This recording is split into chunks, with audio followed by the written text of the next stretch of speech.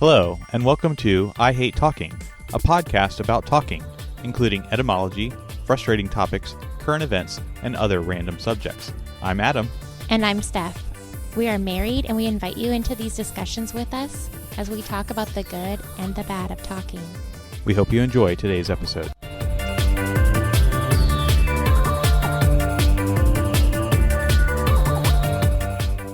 Episode 29 of I Hate Talking. Hi, everyone. Or is it 28? No, 29. 29. Right? I think we can count. Oh, no. 29. 29. So today's word or phrase of the episode is accoutrement. Ooh, so fancy. So what do you think that means? Ooh, okay, I've heard the word before, so let me try to think about it in a sentence. Yeah, I guess I would think like, I don't know why I whispered it. In my head, I'm trying to picture it out. If I had to guess, I would say it would mean something like, yeah, just fancy, like an upright person or successful or, yeah, like a proud individual or a thing. So that's part of the reason that we're doing this word or phrase, because this came up as we were discussing synonyms or other things that are related to accomplishments or getting to a certain stage or achieving a certain achievement. But accoutrement actually has to do with typically military, where it is some extra equipment that is carried by a soldier or some other person of particular military service or even police force or security guard other than their basic uniform and weapon. So I was very much off. It is additional equipment essentially carried by these people with particular roles. Can you use it in a sentence? So perhaps maybe what you're thinking of is that there is accoutrement used in terms of just everyday usage as like an extra thing or a fancy thing. Typically, this would be used when referring to some sort of food or recipe, where an accoutrement is used to add variety, texture, or contrast to a meal. So it could be something that is like an extra sauce or a condiment or even like a garnish. It could be an accoutrement in a food dish. Sorry, I got excited. But yes, that's what I'm picturing. Like putting that garnish on. Okay, go on. So that is perhaps what you're thinking in your mind as terms of something that is fancy or special for a particular thing. It also can be used in terms of religious rituals, so accoutrements of religious rituals in terms of special dress or equipment or other items that are used for said rituals. So are these, going back to the purpose of the word, the original, is it, like you were saying, it's military equipment. So is this like extra that is super helpful but not necessary? Like the garnish is helpful and enjoyable but not necessary for the dish? So I think it would still be necessary or at least important. So it comes from the French for accoutre, which is clothing or equipment. So it is special in nature. There is special clothing or equipment has come to be used as the word accoutrement, but it is still necessary or important. So scrolling through some of these examples, there are maybe perhaps examples where you would have a soldier that has their base uniform and weapons, but that perhaps there are people that have additional duties, such as being placed within the garrison or particular ceremonial duties that they require extra things that are necessary for their duties that are regarded as accoutrements. Okay, cool. So on to what we were trying to get at when we were talking about words or phrases for this particular episode, accomplishments. Yeah, well, I was thinking about it because as we talked about recently, when you did a Spartan race, chose not to complete it. so that you could be present and available for our children so that they could do their race.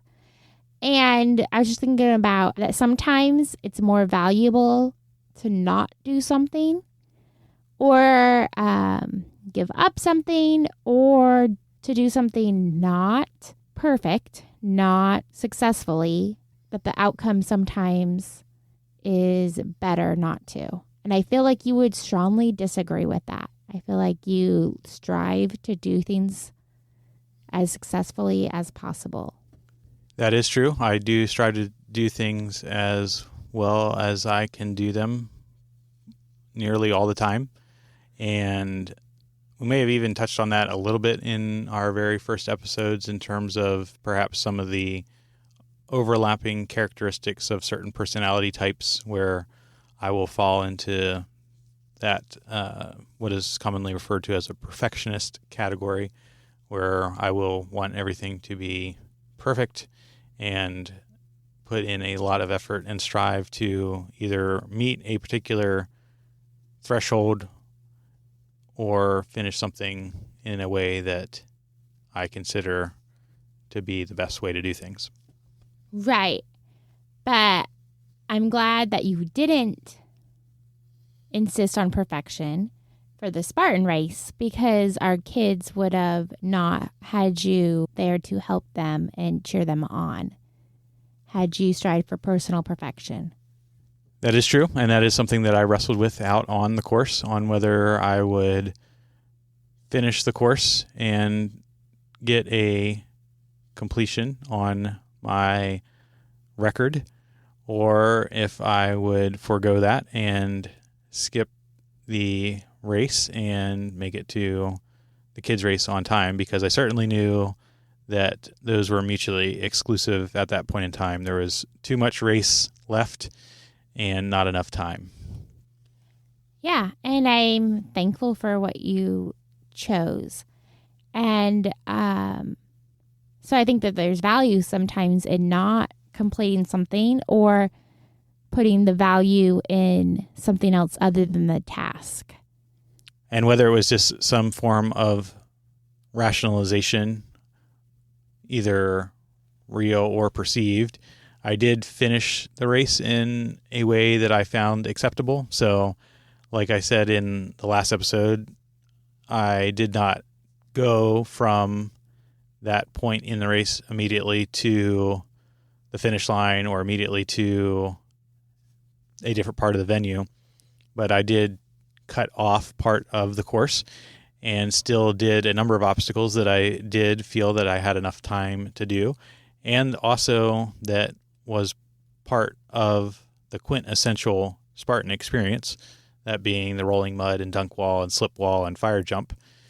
And at the end of the course, declined the medal because, again, I did not feel that I had earned that medal because of the conditions described in terms of that decision. More than a physical medal, the benefits, what ended up happening, definitely outweigh what the task was. And I think sometimes that can be hard because, at least for me, I'm like, oh, if I can't do it well, like, should we even bother doing it? But sometimes just the experience of doing it beneficial, or just being willing to put your personal goals aside for the sake of other people, I think is extremely valuable occasionally.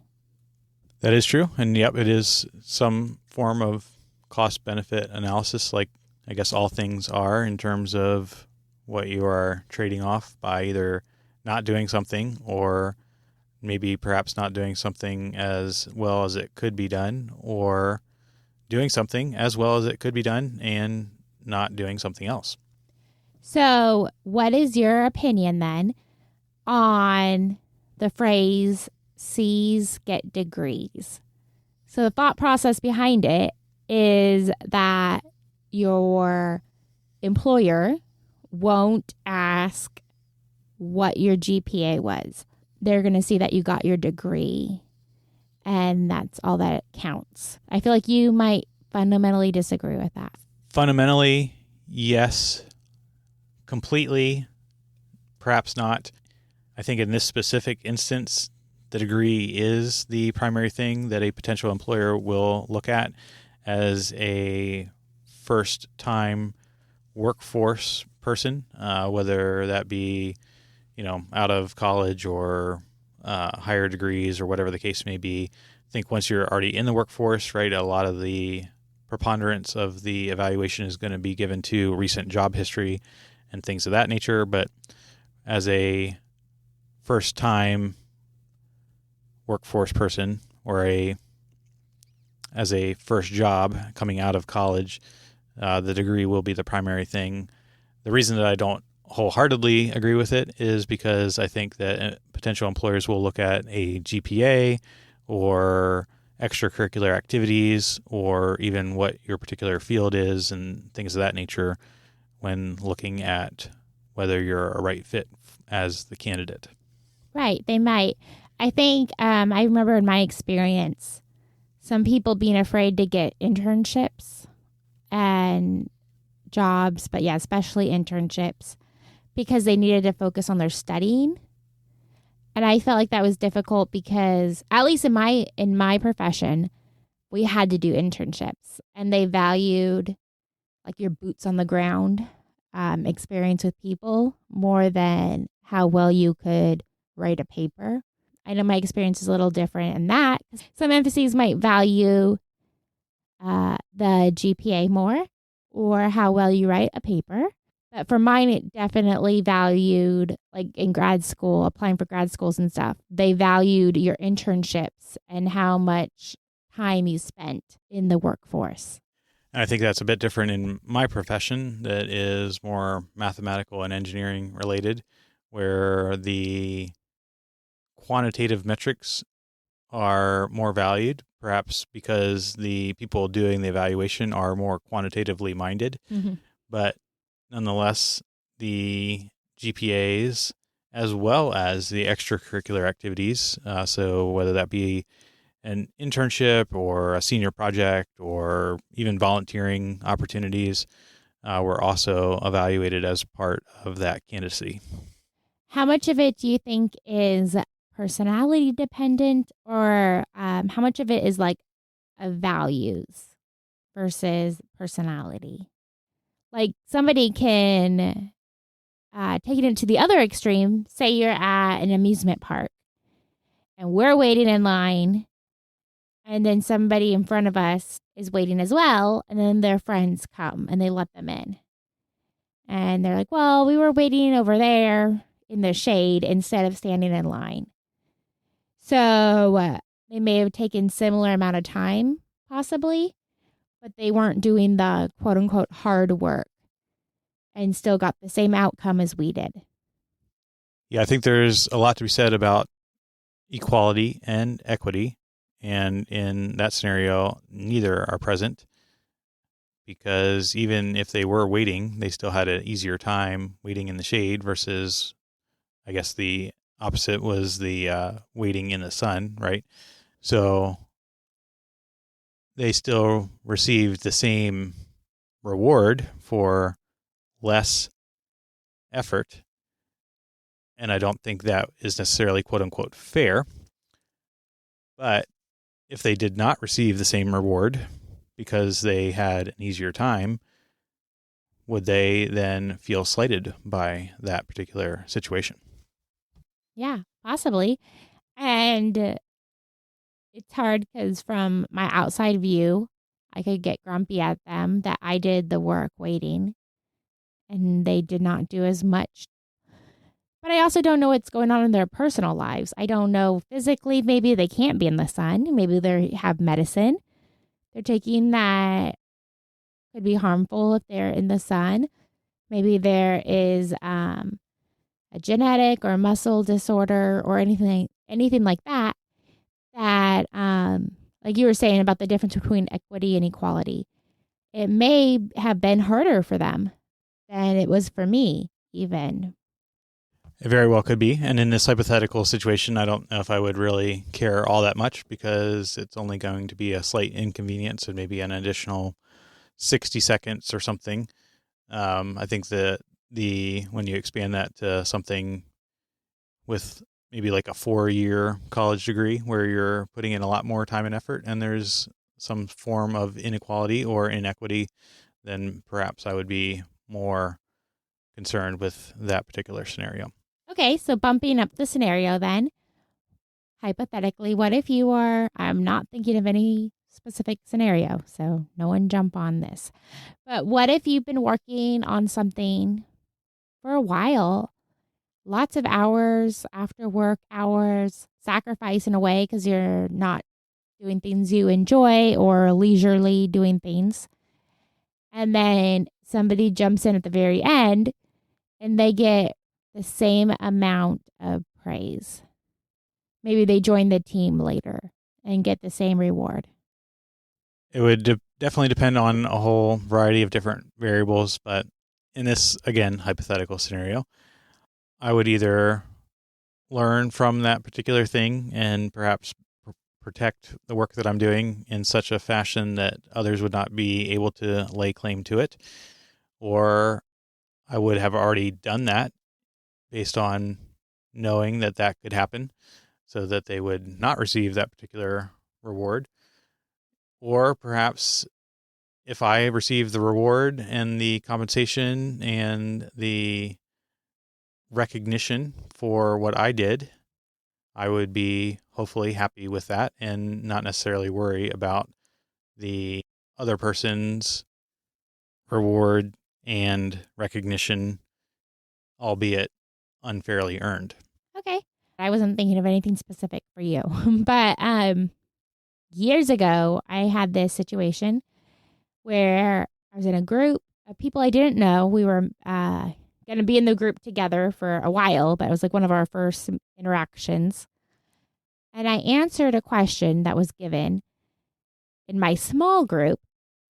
And then somebody in my small group took it and gave it to the whole group, and they got lots of praise. And it was really frustrating at the time for my heart because I was like, wait, you're acting like this was your idea when you actually pushed back against me when I said it. Like I had to check my heart because I kept finding myself irritated about this, that she got this praise when she actually questioned me on what I was saying initially. But months later, she actually said something else to me about how much she valued my humility. And it was, that in itself was humbling. I was actually pretty resentful that she got the praise for my idea. Perhaps in that maybe even brings to mind some basic beliefs that I hold, that if you want something done right, you have to do it yourself.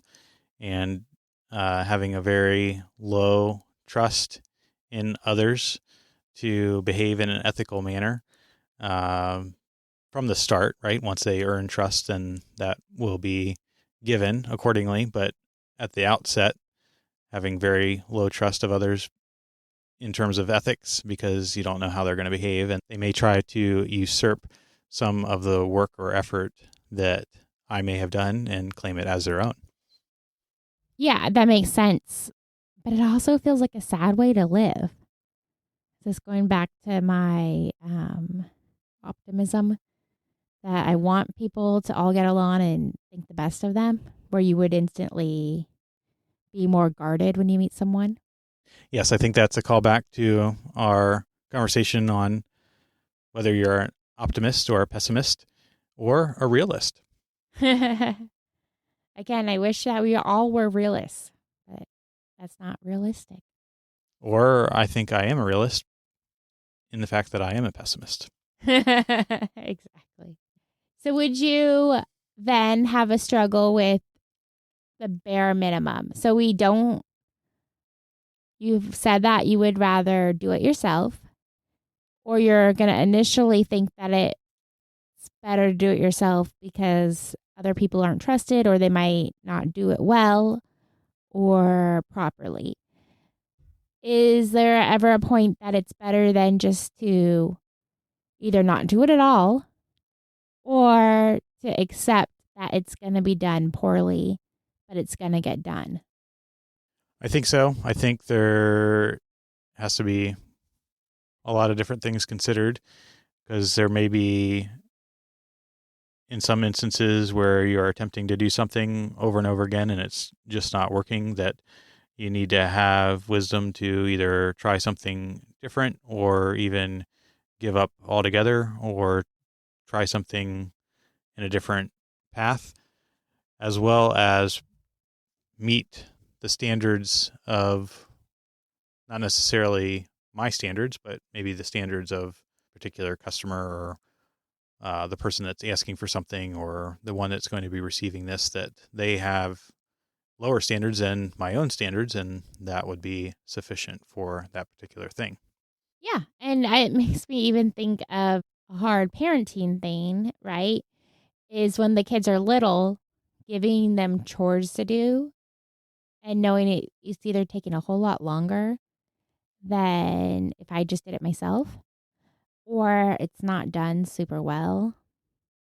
But the hope is that by relinquishing some of that control and perfectionism, that eventually it will get done by someone other than me. And that this is going to be playing the long game versus the immediate action right now. Yep, and I think that's a great endeavor. And again, there's going to have to be decision making because sometimes there are things that are going to have to be done and you can't wait because time is running out. But that in some instances, perhaps you do have the time to do that, and that would be a very good thing to do in those particular instances. So the other part of the phrase, C's get degrees, is the final part of the phrase, A's get paid. So your thoughts on that? Yeah, I think that's striving to do it well. In the long-term outcome, your employers will see that you excel, or that you don't give up easy, or that you don't accept mediocre. No one wants to buy a product that's mediocre, and nobody wants an employee that's going to do the bare minimum. Or, when you're eating a burger, you don't go to a restaurant like a second time if that burger was mediocre or just okay. Sometimes you do, right? Like if you're going through McDonald's because it's the drive-through and you're hungry and you don't have other options right now, that's one thing. But if you're going to go sit down at a restaurant, if you're like, oh, I just paid $15 for this meal and it wasn't even that good, you're probably not going to go back. So I think conversely, if you go and you're like, this meal was amazing, I can't wait to come back next week and the following. So I think that getting A's, striving for excellence, often will have a positive outcome in the end. So in other words, what you're saying is in order to achieve a binary pass-fail, yes, no, do the minimum required to achieve that particular level. But when it comes to more qualitative things in nature from either mediocrity versus excellence, you should strive for excellence. I think so. I don't know. What do you think? Because I feel like that's how I lived my life, or still do probably. But I remember I'd look at like my school syllabuses and be like, oh, I don't need to read this book. I don't have to do that. Especially if it's a pass-fail, I definitely didn't try as hard as if it was a major course with a large outcome. Perhaps, and I think that is our takeaway for this episode. If it's a binary grading scale, do the minimum required to achieve that binary outcome in the positive. And if it's on a sliding scale, do all that's in your power to be excellent. So there you have it. So, from your friends at I Hate Talking, until next time, remember, it is only through talking that we begin the journey to understanding.